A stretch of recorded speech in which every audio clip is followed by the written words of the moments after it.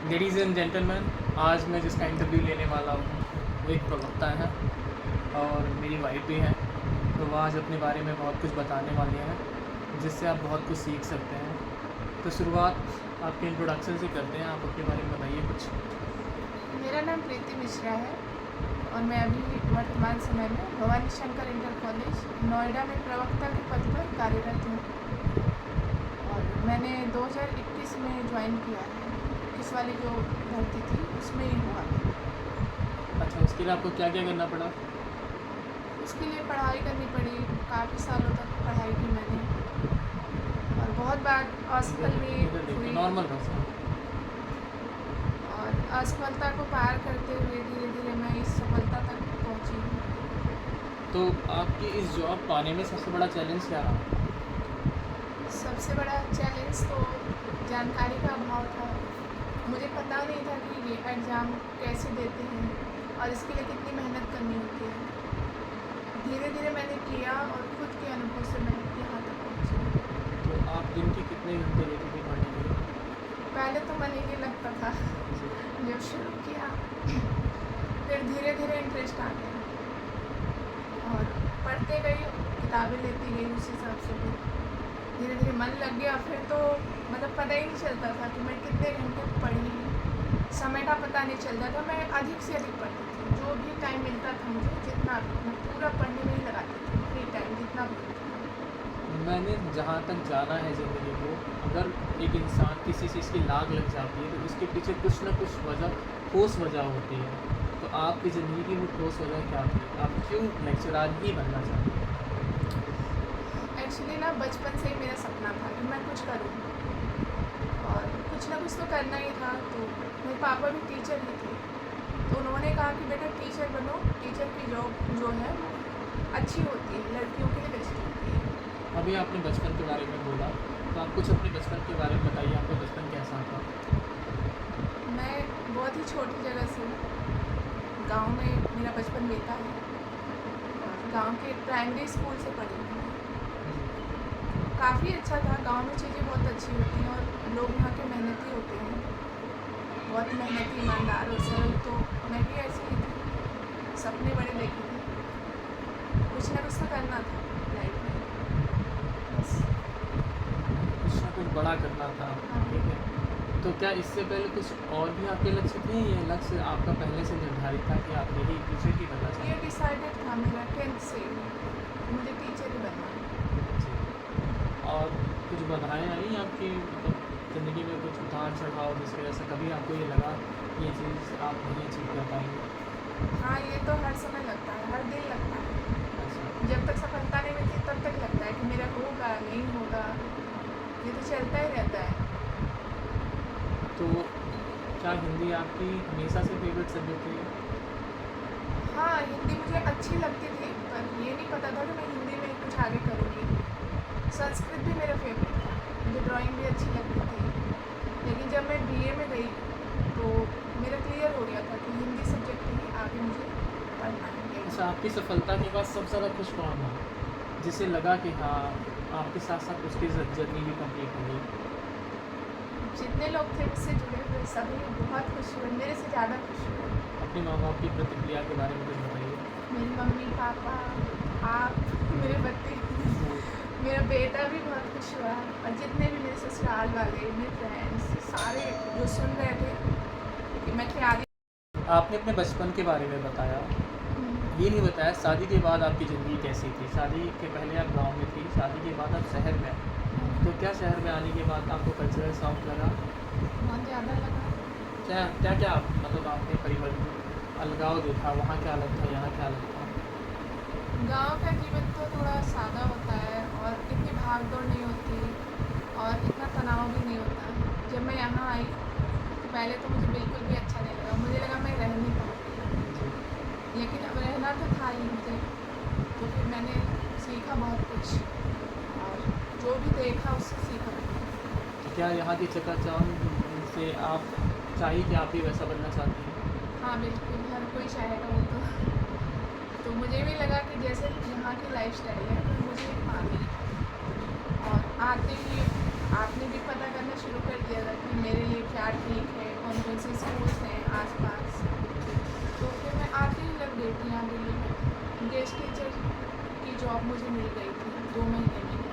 तो guest teacher की job के बारे में आप कुछ बताइए, कैसा रहा आपका गेस्ट टीचर का सफ़र? पहली बार फॉर्म डाला और मेरा सिलेक्शन हो गया उसमें मेरिट बेसिस पे, तो मैंने ज्वाइन कर लिया और बहुत अच्छा लगा मुझे वहाँ पे। काफ़ी अच्छा अनुभव था। सरकारी स्कूल था, काफ़ी क्वालिफाइड लोग थे, उनके साथ मुझे, मैं तो संविदा पर थी कॉन्ट्रैक्ट पे, तो ये बात तो मन में तो रहती थी, लेकिन और भी जो लोग थे उनसे मैं सीखती थी कि ये परमानेंट हैं, तो इन्होंने कितनी मेहनत की होगी जो यहाँ तक पहुँचे हैं, क्योंकि मेरा भी लक्ष्य वही था, मुझे कॉन्ट्रैक्ट में रहना नहीं था ज़्यादा दिन, और मेरी तैयारी तो चल ही रही थी साथ साथ। जब अब मैं- आप गेस्ट टीचर थी उसी टाइम आप प्रेग्नेंट भी हो गई, तब आपकी ज़िंदगी में क्या परिवर्तन आया?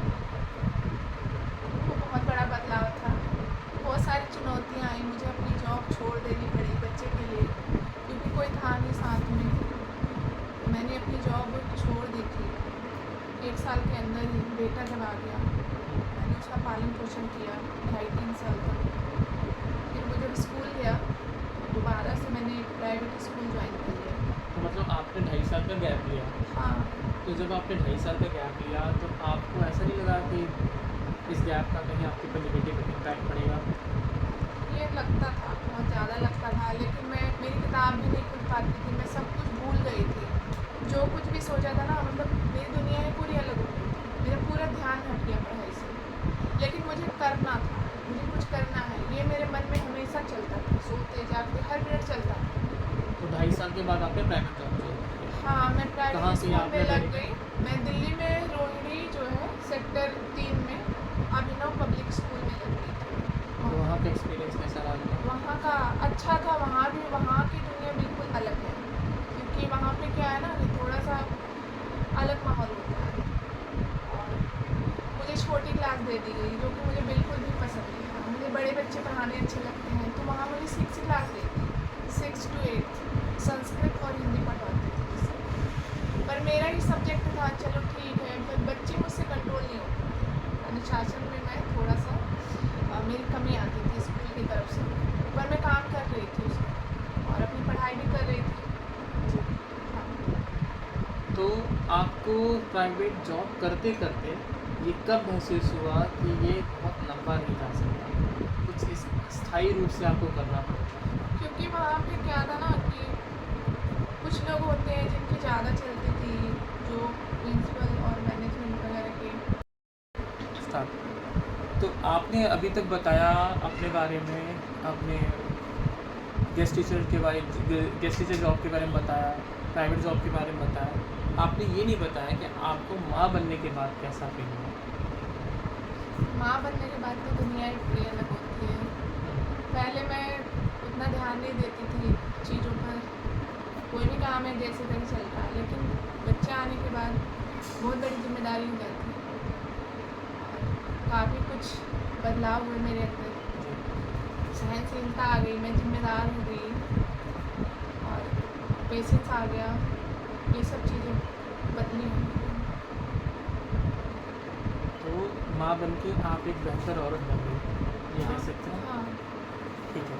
तो माँ बनने के बाद तो ये सफ़र और भी ज़्यादा मुश्किल हो गया होगा आपके लिए बहुत ज़्यादा पढ़ना। मुश्किल हो गया। मैं किताब खोल दी तो पेट वही पकड़ लेता, पेन चला देता, फाड़ देता, लेकिन बच्चा है, ये सब चीज़ें। पहले आप एक मतलब पहले विद्यार्थी थी, फिर पत्नी बनी, अब उसके बाद आप माँ भी बन गई, ठीक है। अब ये 3 रोल पूरा करना एक साथ कितना कठिन था आपके लिए? कठिन तो है, लेकिन अगर अंदर है जुनून कुछ करने का, आपके दिमाग में ये बात चल रही कि नहीं मुझे करना है, तो आप कर लेंगे। पहले मुझे नहीं लगता था, अब बोल पा रही हूँ। तो फिर आपने अब अपने मेन सफ़र पे आइए कि आपने कितने साल पहले तैयारी शुरू की और उन तैयारी में क्या क्या किया और आपको मंजिल पाने में कितना समय लगा? मैंने 2013 में बीएड किया था और एमए मेरा 2011 में किया था। 14 में शादी हो गई, तो सब कुछ बहुत जल्दी जल्दी बदल रहा था। जी। मैं पढ़ रही थी लगातार, जितना भी समय मिल रहा था मुझे। फिर 1 साल तो मैंने 2013 से ही शुरू कर दी थी, फिर बच्चा आया तो ब्रेक हो गया मेरा, 2.5 साल 3 साल का। 3 साल के बाद तब मैं फिर से थोड़ा 2-2 घंटे पढ़ती हूँ। उसके पहले मैं ज़्यादा नहीं पढ़ पाती थी। यानी मैं 2015 में हुआ बेटा, तो 18 में स्कूल गया, फिर 18 से मैंने अपनी तैयारी शुरू की और 21 में हो गया मेरा, तो 3 साल मैंने जम के पढ़ाई की, ये मैं कह सकती हूँ। तो क्या वो 3 साल लॉकडाउन का पीरियड था? लॉकडाउन भी उसमें था 1.5 साल। तो लॉकडाउन के पीरियड में ही आपने जम के पढ़ाई की थी, उसके बाद ही रिजल्ट आया था? उसके बाद रिजल्ट आ गया, मेरा सिलेक्शन भी हो गया उसमें। तो सिलेक्शन आने के बाद आपकी आपका पहला रिएक्शन क्या था? आप बहुत हंस के कूदने लगी थी या क्या हुआ था? रिएक्शन क्या हुआ था? मुझे भरोसा ही नहीं हो रहा था, मुझे लग रहा था ये झूठ है। नहीं, रिएक्शन क्या था? आप हंस रही थी, रो रही नहीं, मैं थी? हंस तो कभी नहीं सकती क्योंकि मैं सारी उम्मीदें खो चुकी थी, मैं बहुत निराश थी। मुझे लगा नहीं था कि मेरा होगा, जी।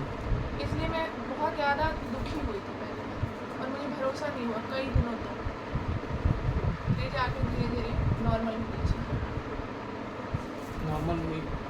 अच्छा, उसके बाद अब आपको कैसा फील होता है? अब अच्छा लगता है, मतलब लगता है कि हाँ, इतने लोगों में मैं करके आई हूँ, एग्ज़ाम दे के मुझे एक सीट मिली है और ये मेरा सपना था, पूरा हो गया, मैं उसे जी रही हूँ, अच्छा लगता है।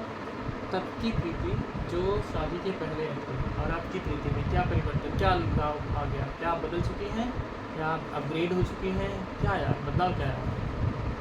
बदलाव वही आया कि पहले मैं घर में रहती थी, उसके पहले स्टूडेंट थी, अब मैं बाहर भी काम करती हूँ, घर में बच्चे की भी जिम्मेदारी है, तो काफ़ी कुछ मैं करती हूँ, अच्छा लगता है। तो क्या इतने प्रेशर के साथ जीना ज़िंदगी कैसा लगता है?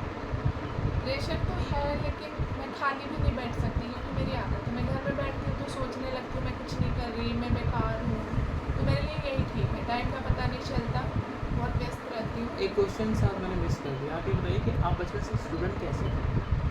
स्टूडेंट तो मैं अच्छी थी, मेरे नंबर काफ़ी अच्छे आते थे और मैं टॉप करती थी हमेशा क्लास में। अगर टॉप नहीं किया तो मैं टॉप 3 में या 5 में ज़रूर रहती थी।